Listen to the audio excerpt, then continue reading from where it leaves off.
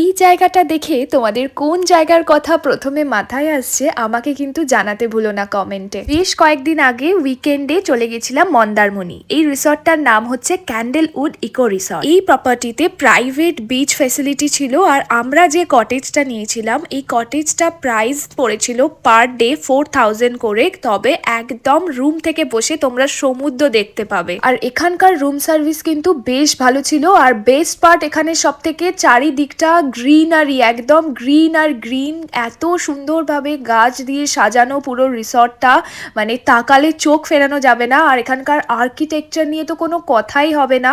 আমি যে কটা ক্লিপস তুলতে পেরেছি সবটাই তোমাদের সাথে শেয়ার করছি। এখানকার ইন্টেরিয়ার ডিজাইন ভীষণ সুন্দর লেগেছে আমার। মন্দারমণির বেশ কয়েকটা রিসর্টে আমি থেকেছি, কিন্তু এখানকার ইন্টেরিয়ারের মতো অন্যান্য জায়গায় আমি সেরকম ইন্টেরিয়ার দেখিনি। আর এটা এনাদের পুল এরিয়া। আর প্রথমে আমরা গিয়েই যেটা অর্ডার করেছিলাম সেটা হচ্ছে ভার্জিন মোহিটো আর ফ্রেশ লাইম সোডা। তারপর রেডি হয়ে চলে আসি পুলে। এখানের পুলের জলটা ভীষণ সুন্দর, কাঁচের মতো চকচকে ছিল।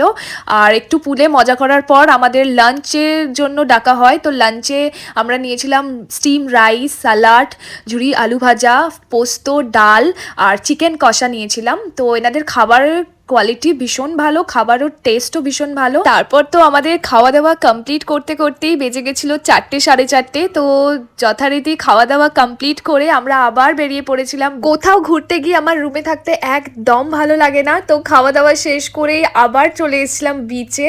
আর এখানে এত সুন্দর বিকেলটা লাগে, মিষ্টি একটা হাওয়া দিচ্ছিল। আর আমি তো অনেক কটা ছবিও তুলেছিলাম এই জায়গায় দাঁড়িয়ে। আর সন্ধে হতেই লাইটসগুলো অন হতে এত সুন্দর হয়ে গেল, চারিদিকটা আরও সৌন্দর্য দ্বিগুণ হয়ে গেল। তো নেক্সট ডে মর্নিংয়ে আমরা ব্রেকফাস্টে নিয়েছিলাম চিজ চিকেন স্যান্ডউইচ আর ব্ল্যাক টি।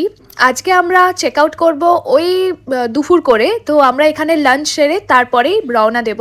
তো সকাল থেকে মেঘ করে রয়েছে, ঝিরঝির করে বৃষ্টি পড়ছে, মনটাও বেশ খারাপ যে এত একটা সুন্দর জায়গা থেকে আমাদেরকে চলে যেতে হবে। তো লাঞ্চ করে নিলাম আর তারপর রওনা দিলাম বাড়ির উদ্দেশ্যে। তো আজকের ব্লগটা এইটুকু। যদি ব্লগটা ভালো লেগে থাকে একটা লাইক করে দিও, সাবস্ক্রাইব করে আমার পাশে থেকো। সবাই খুব ভালো থেকো, টাটা।